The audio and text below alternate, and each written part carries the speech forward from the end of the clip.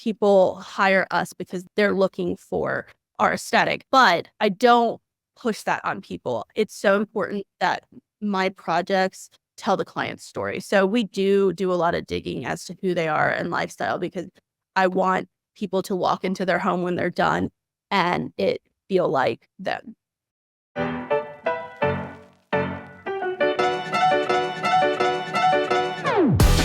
Welcome to the Designer's Oasis podcast. I'm your host, Kate Bendewald.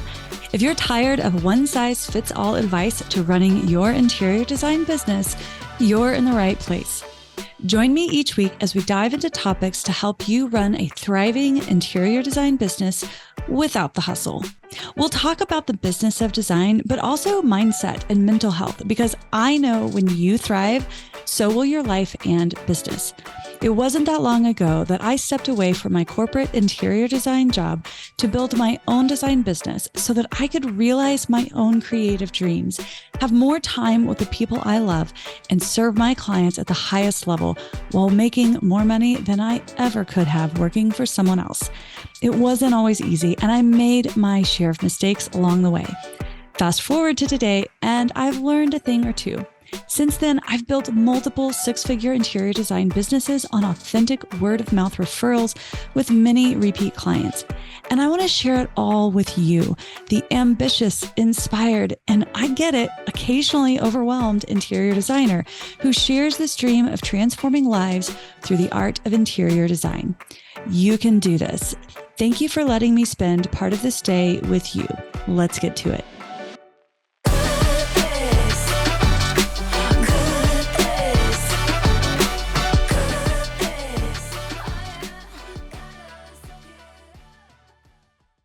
My guest today is Gabriela Eisenhart of Silo Studio in Atlanta, Georgia. She and her team help clients nationwide infuse homes with their fresh, modern aesthetic that pushes boundaries while still being livable.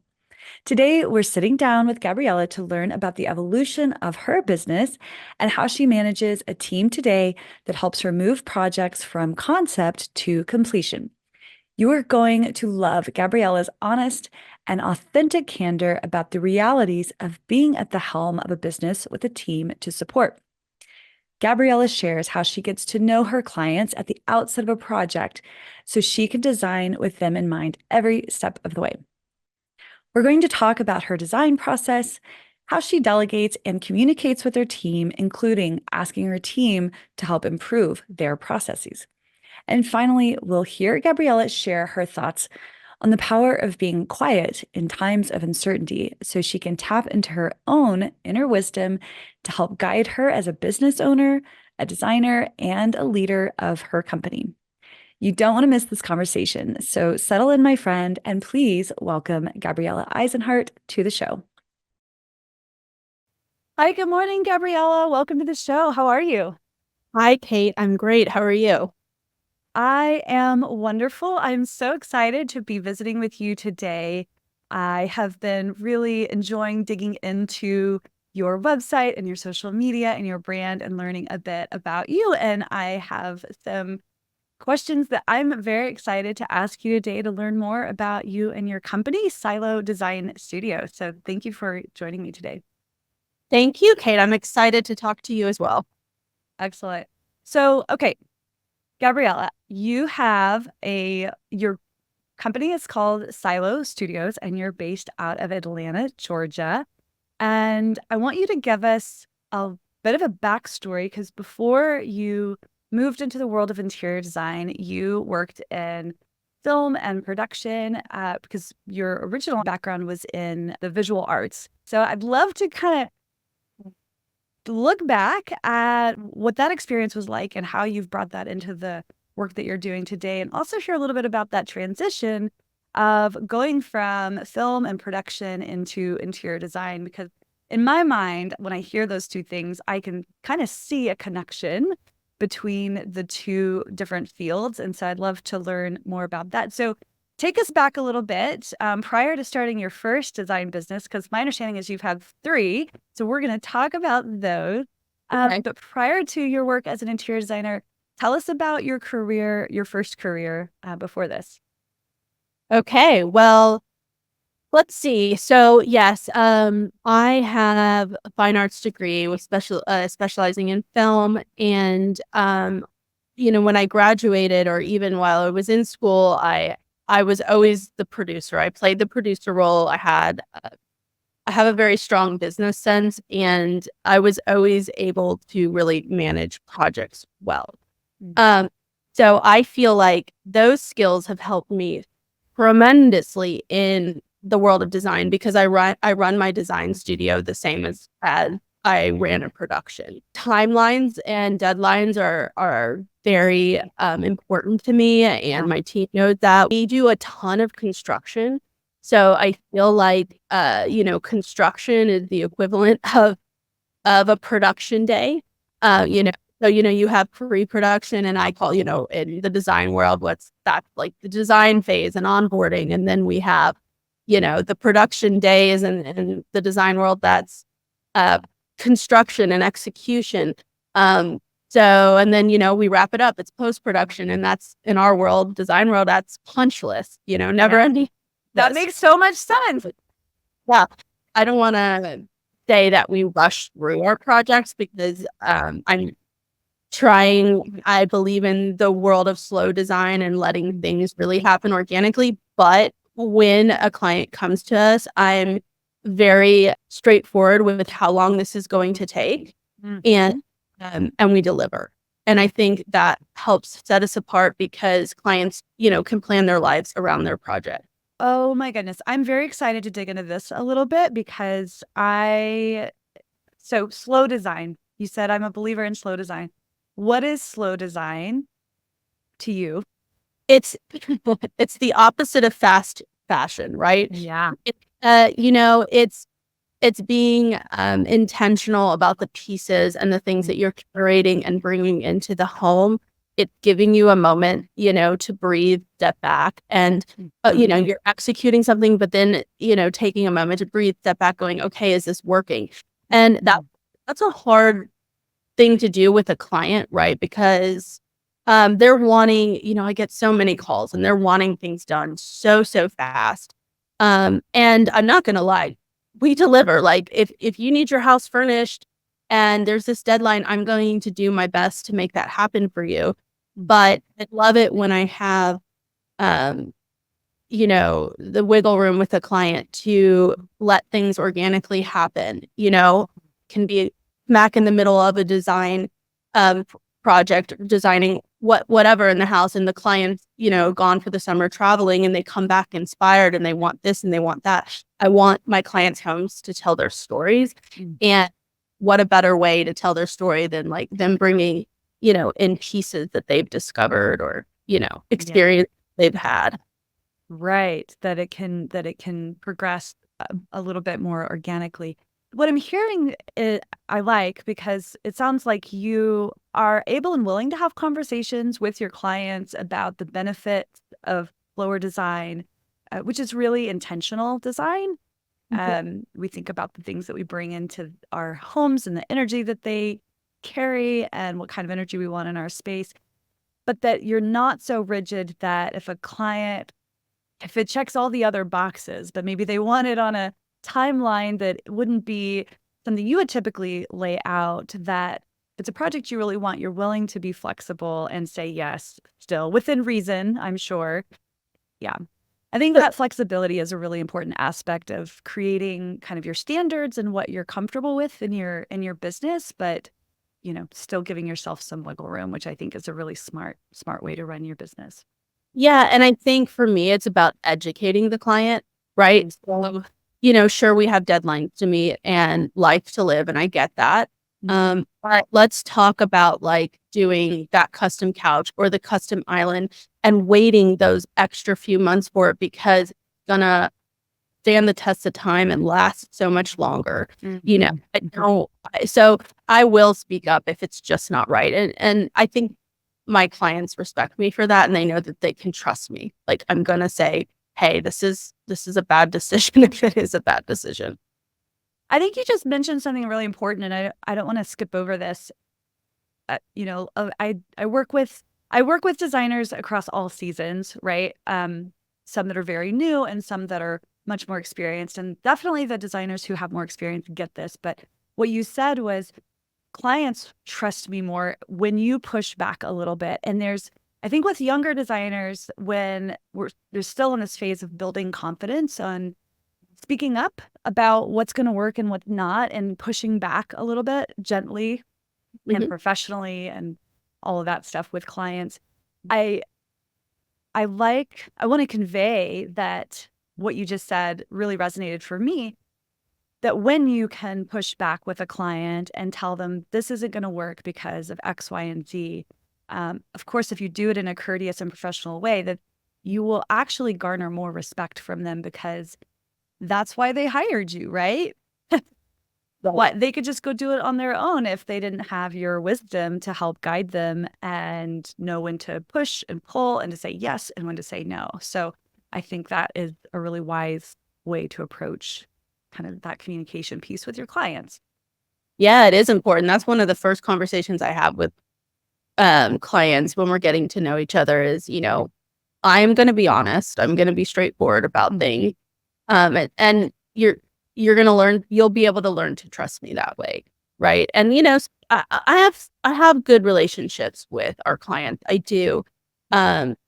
It's not often we come to a personality clash, but it happens. But, again, you're right. Hiring a design firm is such an investment. And that's another message I like to drive home. I get calls all the time. Like, so am I going to save money by hiring a designer? No, you're not going to save money, but you're going to save mistakes, right? Or you're going to save time and you're going to save energy. Mm-hmm. Now, what can say sanity? How much is your sanity worth to you? Yeah, I hear you. I know the process is really important to you, and you have a team, and I want to get in a minute to how you keep your team on board and on track. But you mentioned that one of the first things that you do when you talk to your clients is to kind of, in a way, set the stage for what it's going to be like working with you. So talk to me about your initial phases of working with clients. What does that look like? How do you get to know them? How do you set the stage for them and what it's going to be like working with you, whether that's before a contract or after a contract? I'd love to know kind of where those conversations fall, but give me kind of a little peek behind the curtains of those initial stages with your clients. Yeah. So, all right, I'll give you the actual steps we take. Yeah, do it. So it's funny because I think a lot of companies that are my size, we're still smaller, but the lead designer's not necessarily taking the intake calls. I always do the initial discovery calls with the client. That's just something after they fill out our form. If we feel that we're a good fit, we'll do that call. From there, typically, then if it looks like we're going to move forward, I'll schedule a consultation at their home so that I can see the property and get to know them. And I feel like my sixth sense is I'm really good at reading people, so that's helped me a lot. I can tell so much. Not always in the first phone call, but being in the person's environment, and just being with them for an hour, it tells me so much. So I'm taking all that intel, right? And then once we're onboarding, we're asking, I'm asking a bit about what's the lifestyle, who lives in this home, what does your day-to-day look like, what's important to you. Taking some visuals of what's inspiring to them. And then we go from there. But it's so important for me that, obviously I have my own aesthetic, right? And people hire us because they're looking for our aesthetic. But I don't push that on people. It's so important that my projects tell the client's story. So we do a lot of digging as to who they are and lifestyle, because I want people to walk into their home when they're done and it feel like them. I love this so much. Last week I did presentation on client experience, and we hit on this a little bit. One of the pillars that I talk about is I want you to date your clients, and the idea is, we get to know them a little bit in that initial consultation, but once they're signed on as a client, a full service client, that sort of thing, contract, payment, all that's done. One of the initial steps is we have a deep dive conversation, interview, chat, whatever you want to call it, where we ask some of those deeper questions. And it sounds like you do this as well, and it's a really important part of your design process. So how do you do that? How do you kind of dig into their personal lives? I mean, design is very, very personal, and I would argue that this is an essential step in when you're designing people's especially primary home, where this is going to be a space where they're going to live and exist and host and grow, cry, laugh, all the things, So tell me a little bit about how you do this with your clients. I'm really curious. Well, I mean, we do have an intake form so we can have it all in writing. Because that's just good for us to have, like, for the whole team to be able to go back and look as we're designing, or us to remember just little details about, it could be as simple as we ask, like, are there allergies, materials, things like that. But I'm really getting a sense for the client by just human interaction, right? Having those conversations and getting to know them in those initial meetings. Yeah. And I am, I still call myself the lead designer. I spend so much of my time running this business, and it's become a challenge to balance that. I'm still learning how to do that. But I still am client facing in the sense that the clients are going to talk to me if it's design related, or if there's an issue, they're going to talk directly to me. Yeah. So we really are in communication throughout the whole process. Wonderful. Yeah. You mentioned earlier that, your sixth sense is kind of your intuition. So I understand how important that in-person interaction is. You can see people's body language. You can see their warmth or lack of warmth, whatever the case may be, and eye contact and their demeanor and all of that. It's such an essential part of getting to know them. Well, so you mentioned that you've got some a team of folks that work with you. I noticed it's a very internationally representative team, which is super exciting, and I'm sure that plays into some of your design work. So walk us back a little bit through some of the iterations of your company, because this is not your first company. You've steadily grown and built a couple of different companies over the years.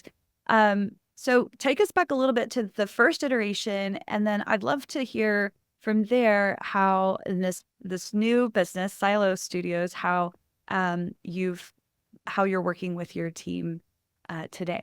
So backtracking to, let's see, 2011. No, sorry. Took me a second. 2013. I was working full time. I had a 1.5-year-old son, and I had just had my second son. And I just was not happy. And I love being a mother, but I knew, like, this isn't my life purpose, right? So, and I'm not going to be working full time in an industry that's really not serving me. And at the time, we had just moved into a new home, and of course, I wanted my environment to feel amazing. So I did what I do, and I was so happy. And I've always been so my space is so important. Like, my environment is so important. I'm a bit of an anxious person, so I'm always lighting and the environment and how it soothes me is like number one.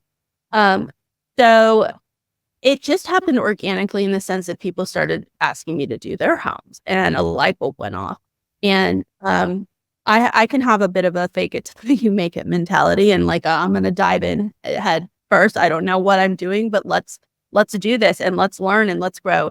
So I started Gabriela Eisenhart Interiors in October of 2013, so almost 12 years ago, and started that slowly. It was just residential. We weren't doing, well, it was residential furnishings. We weren't doing construction quite yet, and that slowly happened organically after. And then believe a couple years later, probably 2015, under the umbrella of my S Corp, I partnered with someone on the West Coast, and we had a company, Wake and Loom Design, for 7 years, and it was a great 7 years. It was really lovely to design on a different coast. I learned so much more. People live differently, texture so different. So it was a great experience. But it was, it was time for me to move on. And last year in 2022, no, sorry, I get my years mixed up. We're in Well, what is time anyway? At the point, a year and a half ago, I launched Silo Studios. Again, still under the umbrella of my original company, but just a new direction. We're based here in Atlanta. We're still working all over. I have a project on the West Coast right now, Pennsylvania. So we are still being all over, but yeah, we're home based here in Atlanta. That's great. And so about a year and a half ago, into the same company, you started Silo Studio. How is this iteration different from the first one? I know so much more. Yeah, right? I don't know, a decade of experience, maybe? No, I think all designers, creatives struggle with imposter syndrome on the daily. Yeah. But I know the formula. I know how to do things. I feel steady in our process, and I'm always excited to grow and change and shift things and pivot when needed. But I feel stabilized. I feel stable. I feel exactly where I'm supposed to be finally. Oh, I love hearing that. What a wonderful feeling.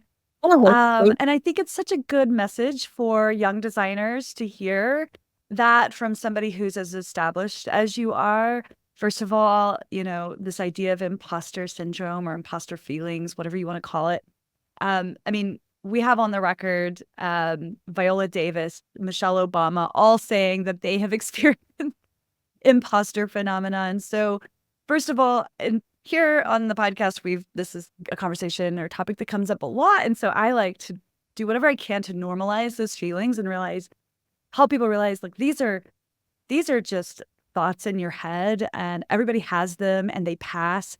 But the important thing that I think folks take away from this is that you can get to a place in your career where things start to feel like, I know what I'm doing, right? When you're just starting out, there's so much you don't know, and you know that you don't know it, and you're always looking out for that next thing that's going to come bite you when you're not paying attention, and sometimes it happens, and it's these really icky feelings of like, oh, I screwed that up, but it does feel, I think, really hopeful to know that with each of those experiences, you're really building something that can grow into something like what you have today, which is a firm that is doing work across the country with a team to support you and with projects that you're excited about. And you can really put your shoulders back and feel good about what you've created. Yeah, I do. So thank you for that. I do. And the imposter syndrome just keeps us humble, right? But it's, we were talking before we hit play on this or live or whatever, raising children. And it's the same thing. Like, we build something and we have to trust it. We have to trust it. We raise children, and then we have to trust that the work that we've put in is going to pay off. And that's where I'm at in business right now, is like, I built it. And now I just need to trust in it, even when I'm having a hard day. Oh, I'm getting goosebumps. It's for me, on a personal note, this is really resonating because for the folks who, before we recorded, Gabriela and I were talking about the fact that we both have kids that are similar in age, starting middle school. It's a big time and a big season for us personally in that way. And what we were talking about was, we agreed that we both feel like we've raised good kids and we're starting to let them out into the world in a way that is new and different, and that we have to trust that we've raised good kids and that they're going to be okay. And so it's the same idea here with our companies. It's like, just have to trust that the work we've done, we've put in has laid a really good and strong foundation. We learn from our mistakes. My whole design education, of course, I have a fine arts background, but my design education was making mistakes and learning from it. Mm-hmm. And now it's hard to do this with my team, but they have to learn too as they grow as designers. And I'm starting to learn to take my hand off the steering wheel a little bit and let it have the reins. And with that means mistakes are going to be made, and mistakes cost money, right, in this business. But there's no better way of learning than making those mistakes, right? Within reason, right? Of course, Right. we don't want, Sure, but within reason. Hey there, designer. Have you checked out the Designer's Oasis shop lately? If not, you are really missing out. Not only did the shop get a glow up, making it super easy to find exactly what you're looking for, but we've also added some amazing new digital products with courses coming soon. Hold on to your hat, friend. You have to check out the brand spanking new Project Budget Calculator. With this tool, so much of the hard work is already done for you. All you have to do is plug in the project details and it will tally up the project budget for you. Go through the relevant categories such as furnishings, lighting, kitchen and bath. It even includes popular specialty designs such as built-ins, wallpaper install, and fireplace design. Pick which products you'll need and the quantity, and then choose the good, better, or best pricing options. The pricing is already there for you by default, but with one simple click, you can always adjust if necessary. It's flexible, it's fast, it's easy, and it is the last budget tool you'll ever use in your interior design business. Oh, what's that? Can you create different budgets for different rooms? Oh, heck yeah, girl. I even designed it to add it all up onto one master sheet so you can easily present that to your clients if you'd like. Head over to the shop to check out all our new products and get 10% off your first order when you use the code SHOP10 today. That's designersoasis.com/shop and use the code SHOP10 for 10% off your first purchase.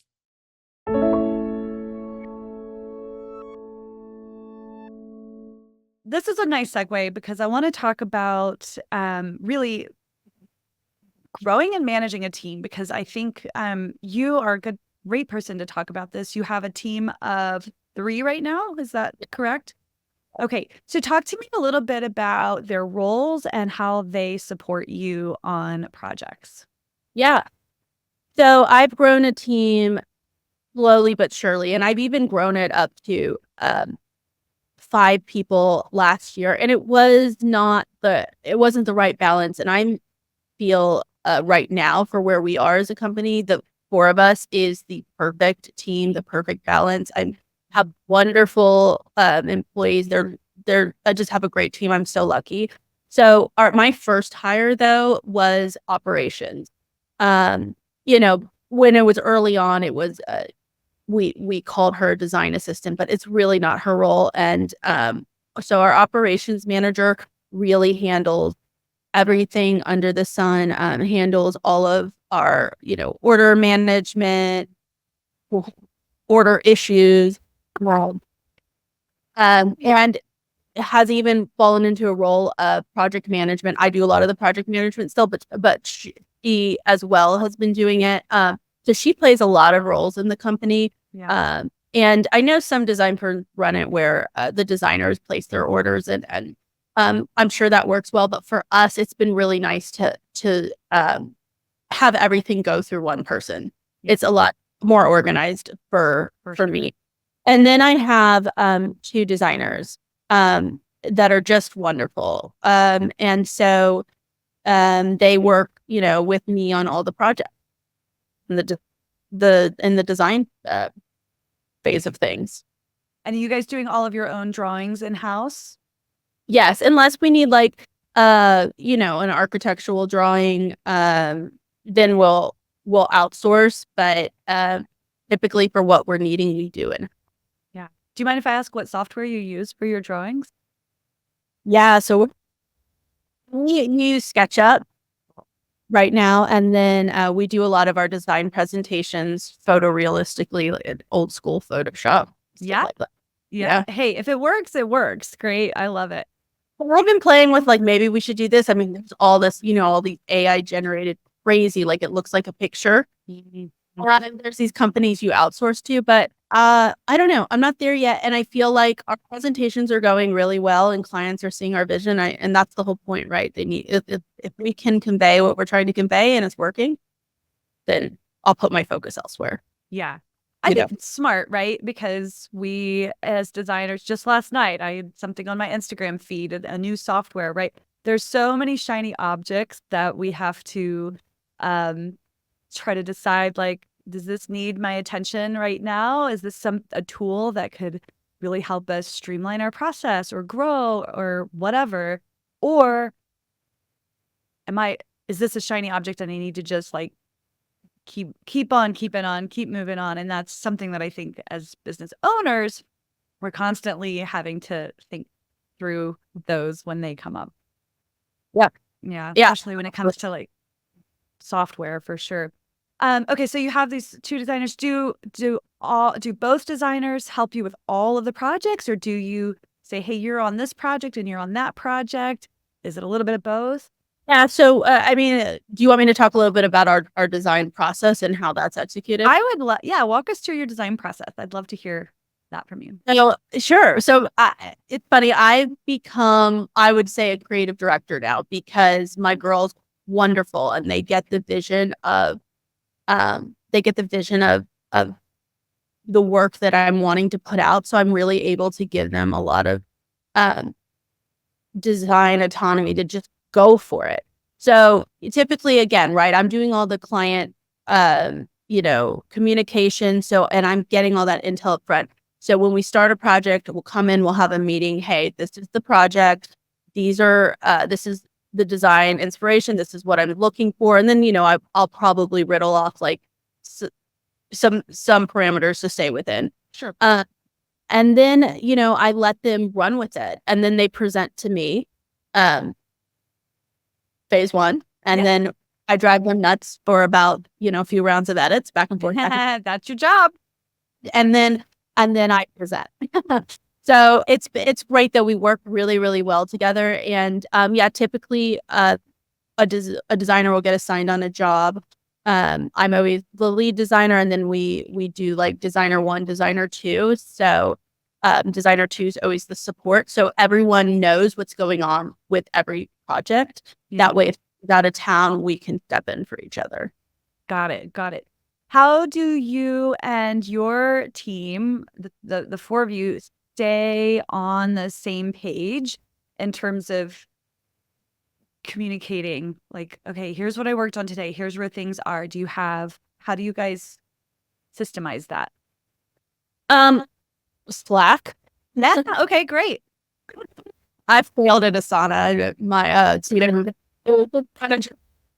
they're all on Asana and I'm just doing my own thing. Yeah. But our process. So that goes back to our process. And it's funny because last week I'm feeling like a few hiccups in our process. I'm feeling it's time to pivot and switch things up. So really I'm the one to go, okay, this is where I want change. But I feel like we're finally in a place where in a company where I've stepped it back a bit, where I want them to tell me what we need to change. So I gave them a week and this week we're going to talk about like where we want to make some shift in our process to make it better. But with that all said is that we have, an A, B, C, D, E, F, G process, and we go through it fluidly, with each project. And stay or so it's all documented and they know exactly. I think when I had a team that size, the main thing was that I had to ensure that people understood the end of this step triggers this step, or this thing triggers that thing, the end of a site survey, for example, what needs to be done when we're finished with that. Where do all those photos go? Where do all those hand sketches go? Where do all those notes go?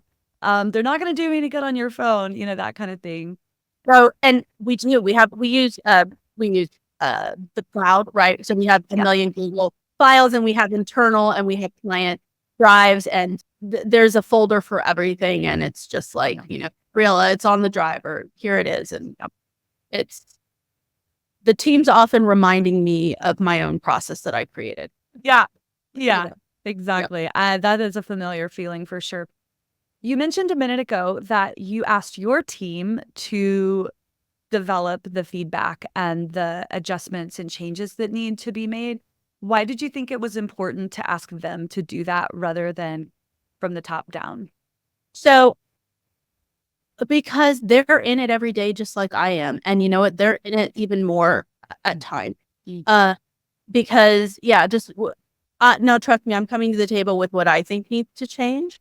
But I want to hear from them. And I just think it's so important, because they're the ones, doing a lot of the hard work right now in the trenches. Right. And so it needs a happy place for all of us. For sure.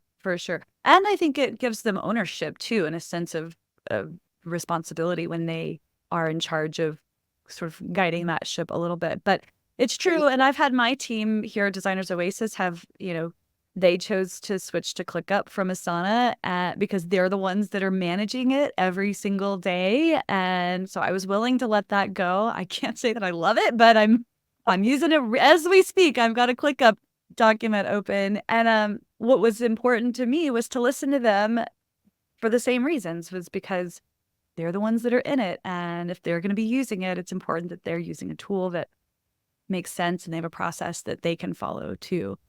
Even though I've got my own set of ideas. So I think that all makes a ton of sense when you're managing a team like that. Yeah, absolutely. And everyone on the team has a role, and they get to focus on a couple, in certain areas every day. I have to focus on multiple areas in a day. So I feel like my mind isn't always as clear, with what changes we need to make. So I'm excited for this week to hear about what they think, right? Yeah. So does that mean, it sounds like you've recognized that your role as the head honcho there, you've got your mind on a lot of different things besides just the nitty-gritty of the client details within the project. And it would be almost impossible for you to be able to be thinking about that higher level stuff in your business, right? Where's our next client coming from? What is our social media looking like? What does our bank account look like? What are our next, where are our next projects coming from? I think I said that. And to be able to move back and forth between that high level CEO mentality into the details of the design can feel challenging. And so it sounds like they understand that that's where your head is. And so their job to support you is to really dig into those details and present them to you. Yes. Yeah. I love that. And that's something that I have struggled with personally when managing designers. Is my brain tends to go into the details. And I get in there, and then when we're done talking about it, I'm like, oh, I am exhausted and I cannot think about it. I know. I'm trying to find, it's so hard being a business owner and then being in the creative world, because it's two different brains. I do my best design work like at 3 a.m. I'm not, granted, it's just in my mind, I'll jot it down. Yeah. But I can't think clearly, during the workday when all these balls are being thrown at me. So my team now knows, like, we're going to talk about this, these times during the week. Right. And bear with me. I will get back to you. Bear with me. Yeah. Do you have a rhythm to your week that you like to keep that helps you to sort of organize how and when you're thinking about different things? And if so, what does that look like? Even if it's loosely organized.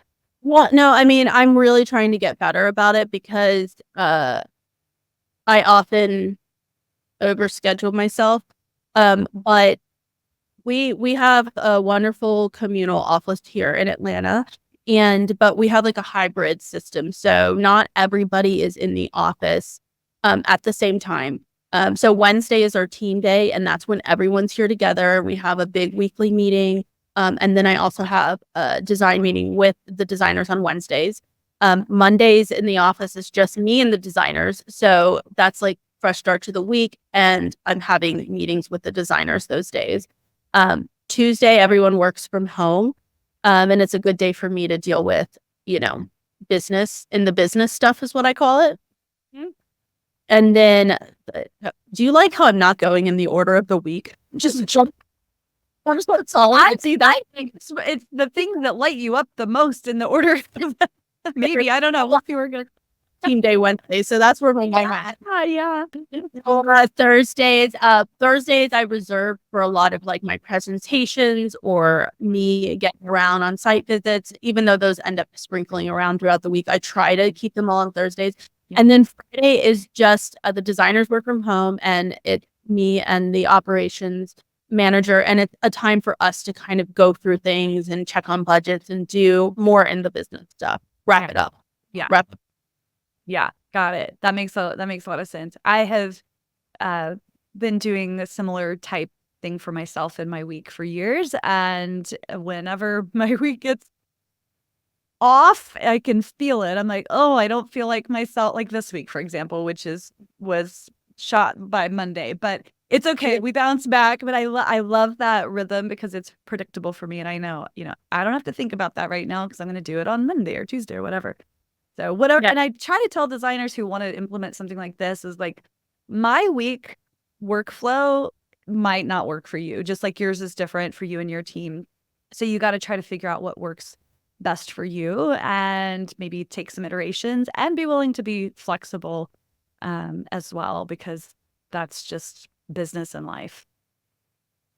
Yeah, you have to be flexible. You have to go with the flow. Which is hard for me to do, but I try. I really do. And I do better when I do go with the flow. I'm learning. So I am, forgive me if I'm jumping to conclusions here, making, gross generalizations about knowing you for this brief amount of time, but I get the sense that you're similar to me, being perhaps a type A creative. yeah, isn't it a special breed? I've done You're not from the same club. It's my best friend. So I'm a Virgo, and I used to say I don't identify with Virgos. They're so uptight, and for years my girlfriend was like, "You are such a Virgo," and I'm like, "No." And now that I've gotten older, and I realize just how particular I am about certain things. It's like, I get it, fine, I'm a Virgo, whatever. But I'm also an Enneagram 7, and they're fun. But it's this weird dichotomy. I love working with a Virgo. No stone turned, every detail tended to. Yeah. And you know what, though? I think it's a great thing to have in a designer. If I was a client and I was thinking about who to hire, it's like, here's somebody who has creativity and has an ability to think outside of the box and to translate what it is I'm telling them into this beautiful space that's so special for me. And they're going to get shit done because they have that rigor to them. And so I think it's a really great blend, and it comes through clearly for you just how much you care about your team and your clients and your projects. And I think that's why you've been so successful. So I love it. Well, thank you. That's nice. Thank you. Well, as we wrap up, I want to ask you this last question. What are you excited about for this year ahead? Whether it's a project, maybe it's something that is something you're just starting, or something you would like to do, a certain type of project that you would get excited about, or whether it's something internally for your business or life. I just really want to hear what's got you excited. So, you know what? This is going to be a really funny answer for me. This just popped up too, so I'm just going to flow with it. But and anyone who knows me who's listening to this is just going to be like, what is she saying? But I'm actually really excited for the unknown. I am such a planner, and I've planned every step of my life up until now. And I'm finally in a place where I go, you know what? Like, I've built this business. It's a happy place. I want to thrive, but I also want to flow through it a bit and just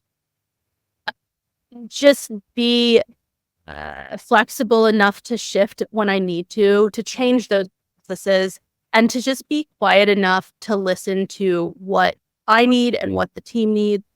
And last year for me was all about stabilizing the business as I went into this big shift of rebranding. And so then, December, as I'm thinking of 2024, is that the year we're in? And what I want for the business, it was all about growth.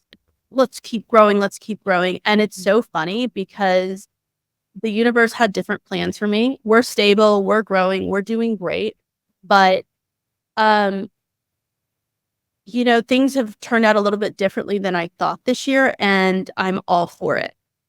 So I just want to leave room for the unknown, and I want to continue to be authentic with our projects and not have a scarcity mindset of taking in work that doesn't feel like the right fit for the company. And that's hard. That is so, so, so hard. Right? When you have bills to pay, it's a tough one. I am nodding in full agreement for this. I've got some serious goosebumps because this resonates for me personally right now in my own business, and it's, not stuff I'm going to get into on the podcast, but there is something to be said about trusting yourself. In fact, I think it was the very first episode of this season at the beginning of this year, I talked about, here's something we're going to be talking about a lot this year on the podcast. And even without planning it, it has come up over and over and over again. And it's this concept and this idea of, especially as women, learning to trust ourselves.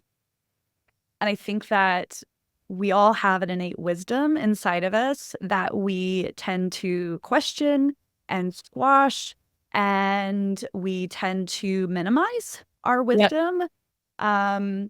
And I think that you talked about this idea of getting quiet. And I think that's something I wanted to circle back to, because I'm learning for myself that quiet space is where you really find that wisdom, and you find that inner voice that nudges you along and says, you're right where you need to be. You're doing it imperfectly, and that's fine. And leaving space for that unknown is scary, like you said, but it is trust it. You got to trust it, right? Yeah. And that, if we look back on our lives, I think most of us can point to how much of our lives already has been unknown, how we've gotten through it. We're fine. We're fine. And that's okay to live in that sort of vague space of like, I'm not really sure what's going to happen next, and I'm okay not planning things to the nth degree. So I think you're on to something there, and I'm so excited to see how this all shakes out for you in the years to come. Thank you. It's been wonderful talking to you. It really has. I've enjoyed. I couldn't agree more. I honestly, I could chat more about this for a long, long time. So we're definitely going to have you back. I'd love to, if you would share with our audience, and we'll be sure to link to everything in our show notes, but let's start with your website. Where can people learn about you online? So it's silostudio.design.com. Great. And out of Atlanta. And then how about are you on Instagram? Is that your prime spot? Yes. And that also is Silo Studio Design. Cool. Wonderful. Well, it's been a delight listening to you. I think that this conversation is a real gift to the listeners, and they're going to enjoy it so much. So we appreciate you and your time, and wishing you all the best in the years to come. Thanks, Gabriela, for coming today. Thanks so much. All right. Bye for now. Bye.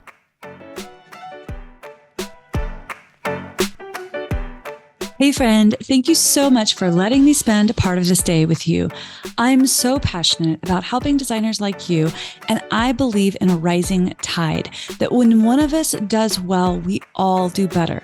So if you share this attitude of abundance with me, I want you to do just one little thing. Please share this episode with someone you think might love it.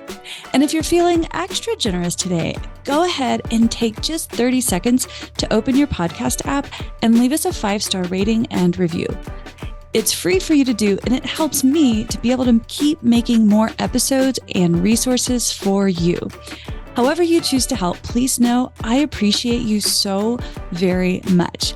Thank you, my friend. Have a wonderful rest of your day. I'll see you soon.